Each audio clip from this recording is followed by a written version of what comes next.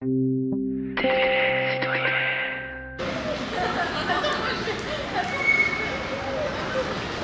on a voulu faire cette réunion de Stop Béton ici, avenue de la Boisse, qui est quand même un lieu emblématique de la lutte qui a été menée.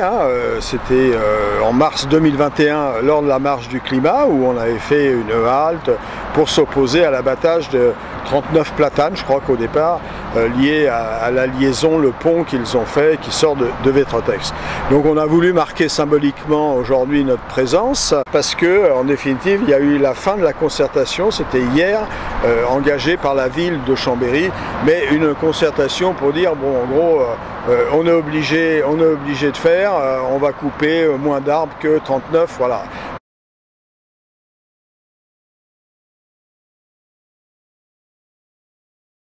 Il fait extrêmement chaud et en plus de ça, au niveau national, la pluviométrie elle est vraiment très en baisse et il y a déjà des régions qui sont en zone de sécheresse. Alors, tant qu'on supprimera des arbres, eh ben, de toute façon, on ira vers le désert. C'est pas plus compliqué que ça, puisque c'est eux qui font les nuages de pluie, c'est eux qui font l'évapotranspiration, c'est eux qui filtrent l'eau, c'est même eux qui fabriquent de l'eau. Donc, de par leur technologie supérieure à celle des humains, parce que faire du sucre, faire de l'eau avec du sucre, les humains ils savent pas le faire. Mais par contre, les arbres ils savent le faire.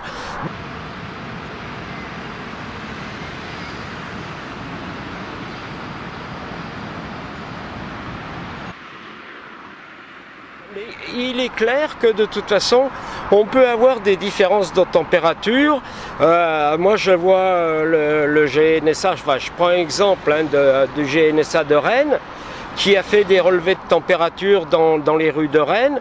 Dans les rues où il n'y avait pas d'arbres, en plein mois d'août, et je les ai, les relevés, je pourrais les passer, de toute façon, il n'y a pas de problème, il y avait 65 degrés le long des façades. Et, comme par hasard, ils allaient dans une avenue où il y avait des arbres, il y avait 38 degrés.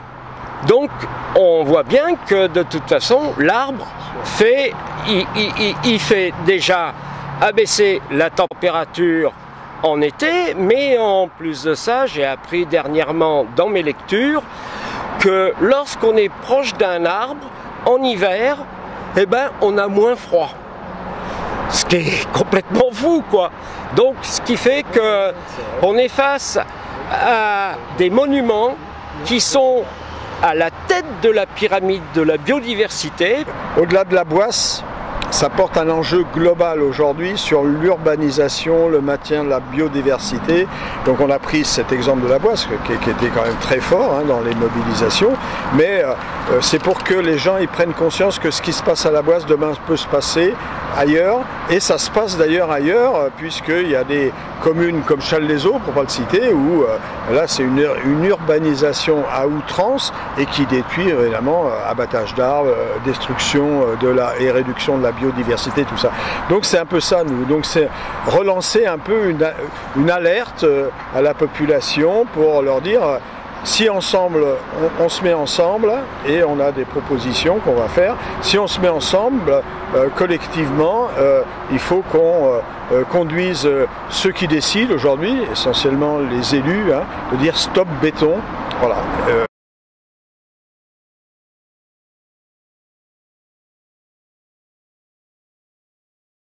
Ils sont là depuis 380 millions d'années, ils sont à la tête de la biodiversité et c'est eux qui font la pluie et le beau temps, c'est le cas de le dire, et c'est eux qui font qu'il y a moins de crues, qui fait moins chaud et qui fait moins froid, enfin c'est eux les patrons.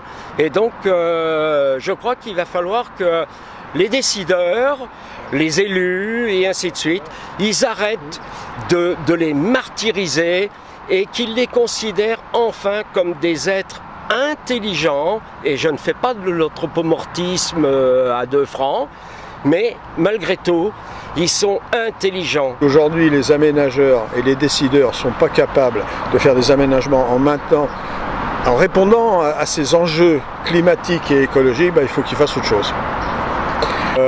L'idée, c'est quand même de déboucher très ouvert sur un débat public sur la question de quelle urbanisation dans les communes de Grand Chambéry, puisqu'on reste sur le secteur de l'agglomération, pour qu'il y ait une réflexion vraiment collective, comme on vient de dire, alliant nécessité de développement des fois, hein, mais maintien évidemment de nos espaces verts, notre biodiversité et dans tous les quartiers, partout.